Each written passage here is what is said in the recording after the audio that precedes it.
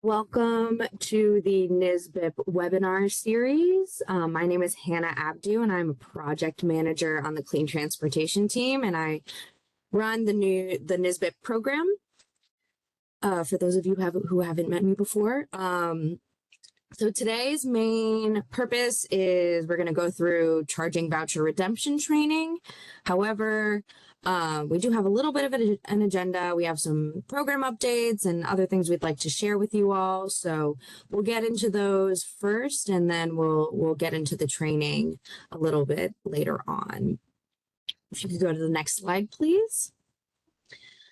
So here's our agenda. As I just said, we'll talk about the progress that New York State has made so far in converting the state, the overall school buses in the state to electric or zero emissions.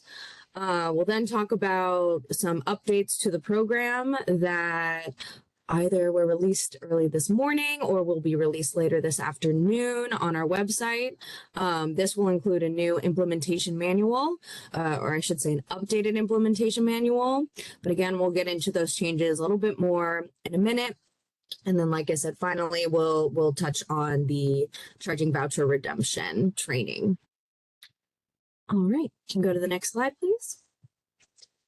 So where are we at right now? So for those of you who aren't aware, there are 700 school districts, about 700 school districts in New York State, with more than 45,000 school buses on the road, with more than half of those buses contract operated.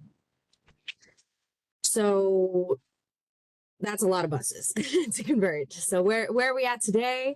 We're currently at about 100 electric school buses actually out on the road and operational. And we have we've projected about 800 additional electric school buses to be on the road in the near future. That's coming from the EPA awards, that's coming from this program, as well as, we just had the school budget votes a couple weeks ago, which electric school buses were very successful for those districts that had them on the ballot, which is great to hear. So we should be seeing a lot more electric school buses on the road by the end of the year, which is very exciting. And then in terms of where we're headed, NYSERDA is currently working with over 200 school districts actively planning their fleet electrification. Really, we are in contact with over half of the school districts, because many of those school districts who are doing the fleet electrification planning are also doing so through their BOCES, which again, why more districts are involved, which again is very exciting. The planning portion is very, very important. We have hosted a webinar about fleet electrification planning in the past. So if you're interested in learning more about that, feel free to go to our website, the NYSBIP website. We have all of our previous recordings in the series available. And then, as you can see, we have a soft target of 3,000 buses on the road by 2027. And with the projected numbers we're at right now, we're looking in pretty good shape, considering this is the first couple of years of really trying to push through this electrification project. So we can move on to the next slide. Okay, so now we'll talk a little bit about some very important changes that were made to the NYSBIP program. Again, those updates will be on our website within the next hour or so you'll be able to review them there. I do want to call out that in addition to the updated manual, we've also posted a summary of revisions that you can view, and that will tell you exactly where the changes were made in the manual, which will make reading through the implementation manual, which is a long document. You can then just go quickly to see where the changes were made. And again, that's all on our website. Can you go to the next slide, please? Okay, So the first change that we made to the implementation manual is regarding the EPA stacking amount. So this is for districts who applied for EPA awards, whether that's their grant program or their rebate program.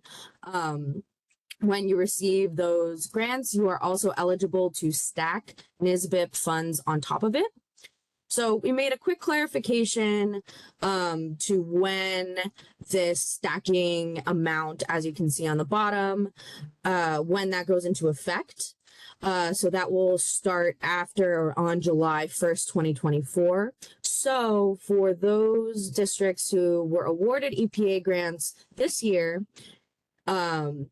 and you haven't applied for NYSBIP, I would recommend going ahead and applying. Again, you'll be able to stack those incentives on top. And if you apply before July 1st, you'll be eligible for the full NYSBIP incentive amount up to 100% of the cost of the vehicle. Whereas after July 1st, stacking applications or EPA award stacked applications the voucher amount will be lowered to these values. So if you're considered an EPA priority district, you can receive $50,000 on top of your EPA award. If you're a non-priority district, you can receive up to $100,000 on top of the EPA award. So I'll give a quick example. Let's say you're buying a Type C bus. It costs about $400,000. You win an EPA award, and that award is for $200,000.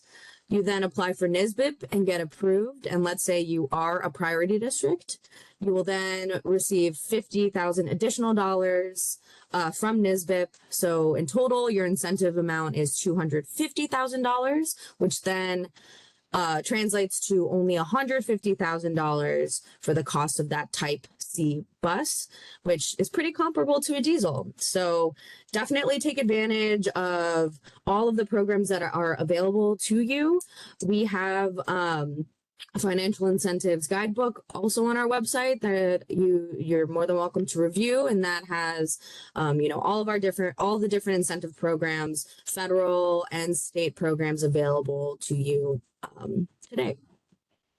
So we can go on to the next slide.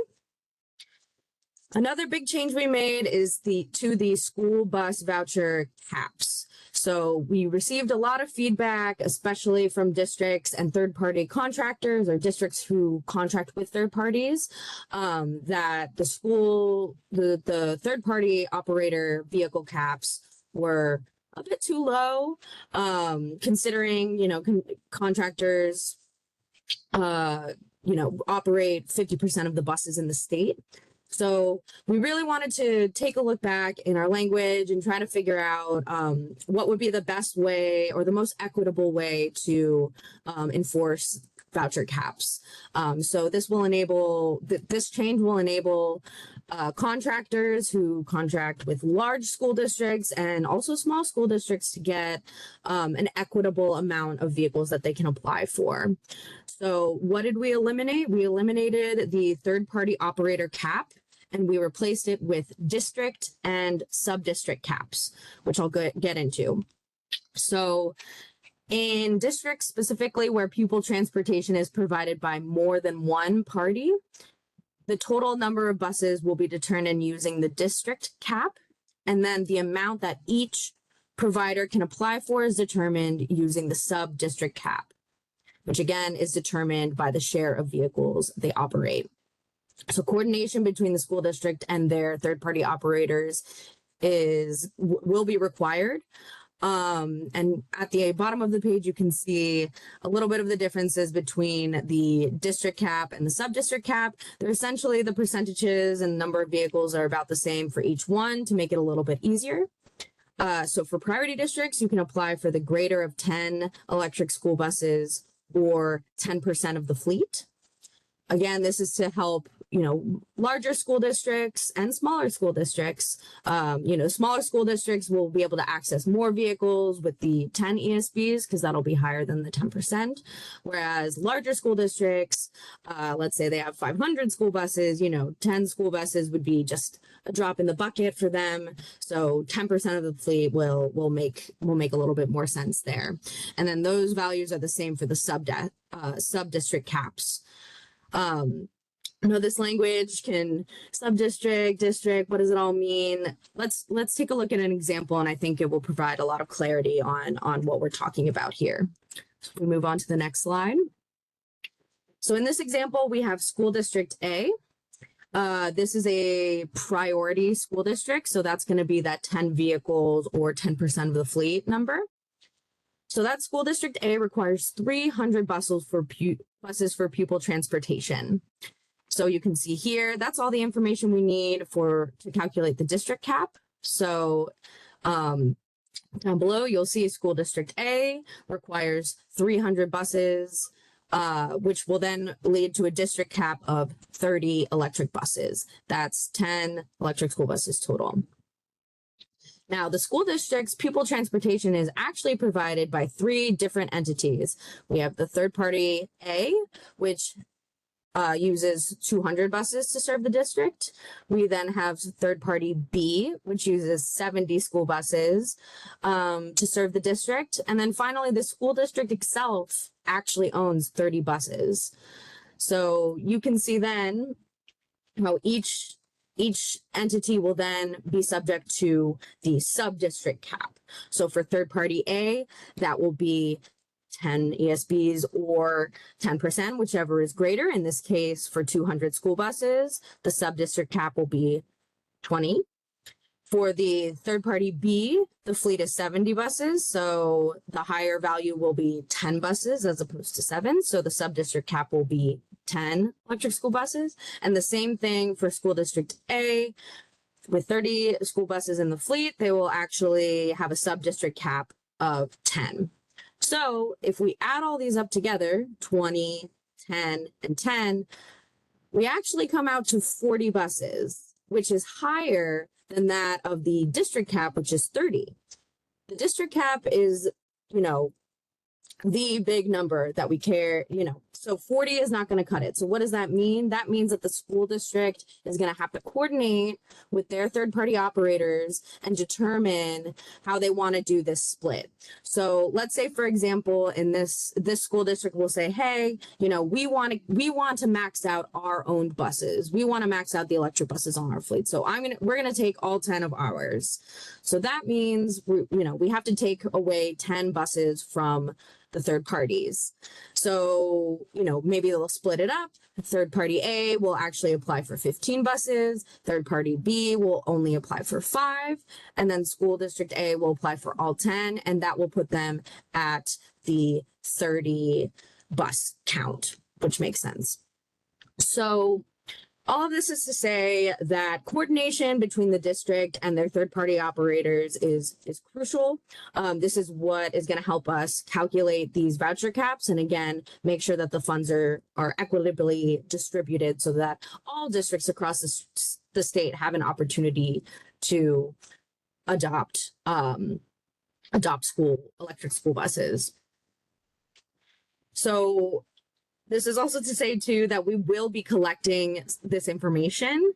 So we'll be reaching out to school districts in order to make these determinations. And so that may take a little bit of time. So something to consider when you are applying, that the application timeline may take a little bit longer. If your school district does have multiple contractors, again, we want to make sure that we're getting all the right numbers and everybody's getting their fair shot. So we can go to the next slide. Okay, so this is this change is in regards to the timeline for redemption. So again, we're going to go through the whole redemption process a little later on, but this is really about the timeline of redemption. And again, this is specifically for the school bus voucher. So before, I believe the redemption process was, 15 months between application approval to when you need to redeem. That time period is when you need to redeem by. However, we are now changing it to 18 months. So once you've been approved, you then have 18 months to submit all of your documentation for redemption in order for the dealer to get reimbursed. Some additional points in that timeline that are important and, were updated in this manual. Submit additional award letters from other incentive programs within 4 months of application approval. So once your application has been approved, assume you win an EPA award during this time, that's great. You'll just have to upload that EPA award, within 4 months of application approval into the redemption documents. Additionally, you must submit a final purchase order within 6 months of application approval.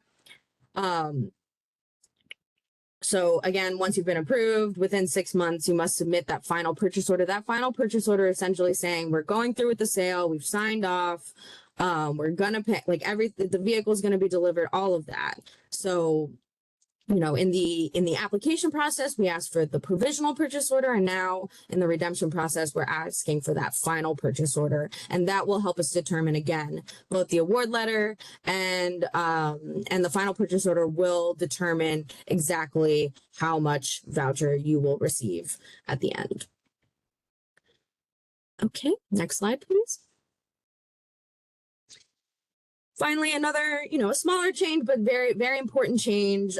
We are asking on our applications now, on the school bus voucher application, for the dealer to report, meaning, getting this information from the school district, but reporting the date that the electric school buses will be voted on, and the fleet size, and the district's fleet size, or the fleet size of the purchaser in the application. So if it's the third party submitting an application with the dealer, that the fleet size they're reporting is the fleet size that the third party operator uses to service that district.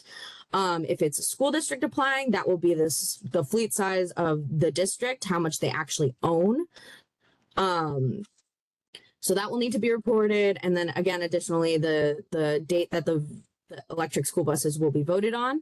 I understand that, if you're a third party operator, there will be no vote. So there is an option, to select that. But again, we really need to know when these buses are going to be voted on. This helps us understand, who we need to reach out to, who needs our support when it comes to the votes, to help make sure that we get a yes. All right. Next slide, please. Okay, so now, we've gone through those changes. Again, those changes can all be reviewed on our website. And now we're going to get into the voucher redemption training. I guess I will stop here. And maybe Natalie or Vinny, if there were any questions coming into the chat about the implementation manual changes, maybe now is a good time to touch on those.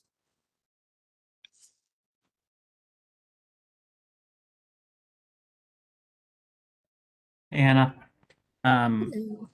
so we did receive one question, I think, related to the change about the district cap. So the question was around whether existing existing electric buses in the fleet count toward that cap.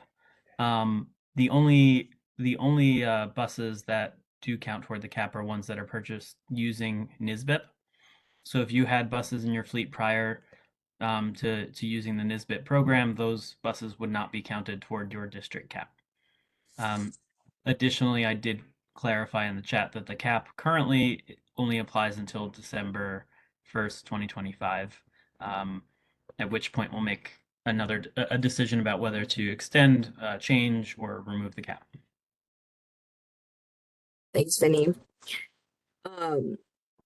I will caveat that statement with besides only NYSBIP buses counting towards your cap, if you do receive EPA awards and then you choose to stack NYSBIP on top, those vehicles will also go towards your cap. But again, if they're previously owned, you already have them in your fleet, not counting towards your cap. These are for the new vehicles coming in. Okay, great. So now we can move on to the charging voucher redemption training portion. So I'm going to now share my screen.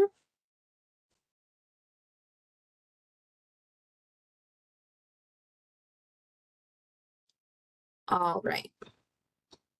So,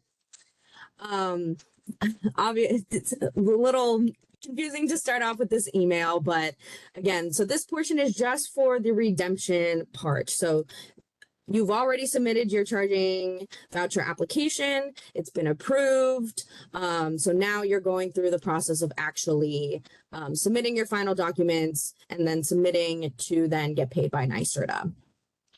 So we'll start off here. So this is a sample email that you will get once your application has been approved. You'll see here, voucher application approved. Obviously, again, this is a test application. So all of this information, when you receive it, will be filled with your information. So we'll have your name, the application number, congratulations, your voucher has been approved, along with the amount of the voucher and the date that you must submit by. Apologies, this is an older email, so it says 1 year deadline. I believe the deadline is actually 15 months for the charging voucher. So once you receive this email, you can then go into your account. So you can either access that from our NYSBIP website, which if you scroll down, NYSBIP charging portal is available right here. Or you can click on the hyperlink that's in the email, which will then take you to this login page. You can see up here, school bus charging application instructions up there, and you'll sign in here. I do want to remind people that you do want to put .NYSBIP at the end of your username email in order to log in. Okay, so then once you've logged in, it will take you to your homepage. You'll see here my projects, and you'll see a list of projects. This is a test account, so as you can see, there's like a ton of applications in here. Yours should not look like this. Yours will probably have 1 or 2 applications, depending on how many you've submitted, but they can all be accessed in here. So we're going to go into a sample project. Let's go all the way down. And here we are. This is the application we're going to work with today. And as you can see, already been approved. The status is in approved state. And then we also have this button, redeem voucher. So let's go ahead and click in. Give it a second to load. All right. So up top, below, you'll see a list of previously entered charging modules for this project. For each red bordered module in the list, press down on the arrow and select edit. I have already gone in and populated some of this information so that we can, kind of quickly move through this. But when you enter the portal, you'll see all of these chargers. This charger information is what you submitted during the application process. And all 4 of these will be highlighted in red. And what you'll do, you'll hit this down arrow and you'll click edit. The gray boxes up top, those are pre-populated from your application. And then what you'll need to submit is the serial number for the charger, as well as the in-service date. And the in-service date means once the charger is installed, it's networked, if it needs to be networked, it's operational, ready to go. You may have your buses, you may not at this point, but either way, if you did have the bus, that charger is, could be used that day. So you'll need to, once you, input those into the document, you'll click save. It'll update, and then you will do that for each of your chargers. Additionally, we are collecting the vehicle identification number, or the VIN number. You'll need to submit that for each of the buses that are in your application. For those of you, apologies. Going back a little bit, in the application, remember that each charger is, or I should say charging port is allocated to a specific vehicle. So that's why we are collecting this VIN information here. Once you've submitted that, you can press next.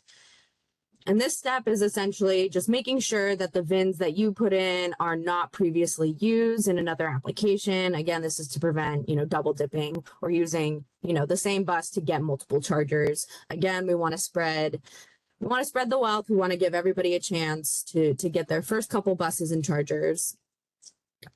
Okay. We can hit next. And then this is the lengthy stage. This is when you're going to be updating all of your documents so that NYSERDA can verify that all the work is done and also verify exactly what we are paying for. So you can review a list of all of the documents in our implementation manual. Some of them are pretty standard across all applications. Others are going to be specific depending on, the inputs you selected during the application process. So here we have the charger infrastructure installer certification. This is the purchaser and the installer signing off that the installer installed the chargers, it's ready to go, the installer was paid, and all of that. We then have the site host agreement. This is going to be filled out by whoever actually owns the site. So, there may be circumstances where the district doesn't own their depot, but rather they lease it out. In that case, this site host agreement is essentially having the owner of that site, along with the school district, sign off saying, okay, it's fine. I'm allowing that, it's fine that we're installing these on the site. Next, we have a copy of the permit. This is the building permit that you'll generally receive from SED or any other permits you might need for construction. I know there may be some infrastructure projects that are a bit more detailed, more lengthy, may have multiple permits needed. So I did want to point out that you can submit multiple documents to the same area. You'll just click, upload, and you can add as many as you want. Itemized invoice for the charging infrastructure, again, laying out each of the tasks or, the labor, everything that was done in order and with the price so that we can, ensure that the voucher amount that you're getting is correct. The final charger purchase order. This is once you've placed the order for your chargers and you pay for them and everything, that will be your purchase order. And then you'll be required to submit a photo of the charger installed as well as the serial number actually on the charger. We'll do that for each charger. And then finally, for this application, since these school buses were not purchased through NYSBIP, I will have to upload a school bus purchase order with the delivery date confirmation. So I'll click upload. We'll upload a file, just, selecting a test file, going in, select done. Now you can see it's here. We'll upload the file, and now scroll all the way to the bottom. We now have the document in a submitted phase. So then once you've submitted all of your documents, which by the way, again, as we mentioned before, there's opportunity, you may get some of this information before other information, and you may just want to upload it once you get it, as opposed to maybe at the end all at once, whatever makes sense for you. But you can come in and out and add documents. You can always go home and then come back later, pick it up at a later date, and all of your documents should be saved in here. So then we'll click next. Green is good. So you have provided all requested deliverables and press submit below to submit them to the project. Once we click submit, we are good to go. So then NYSERDA will then review your redemption documents, and assuming everything is good to go, NYSERDA will then approve your redemption application, and you will receive your final payment within 30 days, based on NYSERDA's prompt payment policy. Now, there are circumstances where, let's say you uploaded a document, but it wasn't complete, or there was an issue for it for some reason. When that is the case, you will receive an email that looks like this. Charging voucher application action required. So, it'll have your name and the application number, and it will give you the reasoning for why, which documents were rejected and what needs to be fixed on them. Again, this is a test, so, this information isn't completely filled out. But once you get those updated documents, you can then click into this hyperlink, which will take you back to the portal, where you will then be able to upload new documents. So as you can see here, this charger cut sheet, when we submitted it in February, it actually was rejected. So in order to, get this application approved and everything, you'll upload the file, you'll upload a new document, and then that will get reviewed. And that's about it. All right. So again, those are the steps for voucher redemption. Oh, I'm sorry. I'm going to share my screen one more time. I do want to show you one other area. I know this is a lot of information I'm throwing at you. And who knows, you may not be submitting for redemption for a long, maybe a year from now, who knows? And you're not going to remember necessarily all of these steps. What's great is that NYSBIP, apologies, on our website, we have all of our webinar recordings all the way down at the bottom of the screen of the page. So you can see in our additional resources section, we've been uploading all of our webinars. So you can review this training. You can also access step-by-step instructions under the program documents area. You can see here we have the school bus voucher knowledge base and the charger voucher knowledge base. Both of these sites will give you the step-by-step instructions for how to complete this process. So you can see here, it even includes screenshots, and it, again, will tell you step-by-step how to do it, entering the data, next steps. You can see here, right, application approval, and voucher redemption. Again, all of those steps are here for you to review. Additionally, any other issues that you run into, you're more than welcome to reach out to the Voucher Help Center. That's NYSBIP at energycenter.org. That is also on our website. They are the go-to contact for all questions related to the program. And they're very, very, very quick to respond. So definitely take advantage if you need assistance with anything. All right. Vinny, Natalie, were there any other questions coming in through the chat that we needed to answer? Look, oh, we just received one actually. Good timing. One of the voucher documents is scrappage attestation. Is there a pathway to avoid this if a school district is interested in having students convert that bus to electric? Okay, so looks like so again, sorry, let me back up.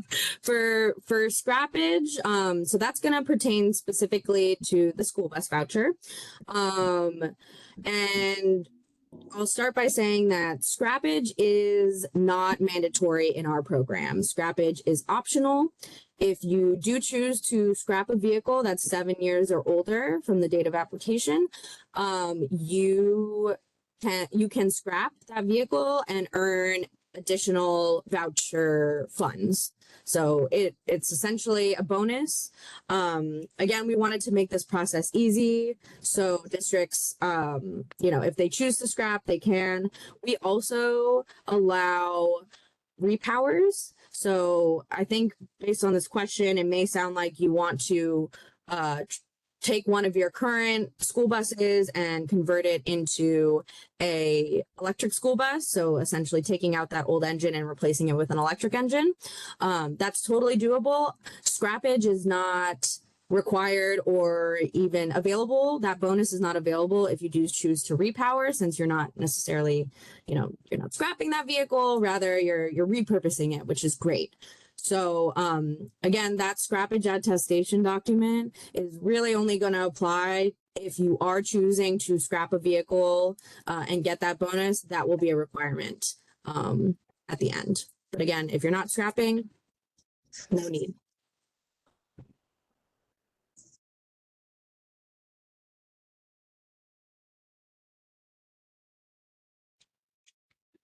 All right. I'm not seeing any other questions in the chat. If you think of other questions later on, feel free to, again, message the voucher help center. They can help you with anything. If the question is more complicated, they'll raise it to us and we can step in and make any clarifications. So, and again, you can review all of this material on our website once we get it posted, which should be in about 2 weeks or so. All right. Well, thank you everyone for joining the webinar today. I can give you guys 20 minutes back in your day. Appreciate the time. I do want to call out, we have another webinar in the series that is happening in July. On July 9th, that one will be focused on site planning for electric school bus charging. And we will be announcing some additional webinars in the coming weeks.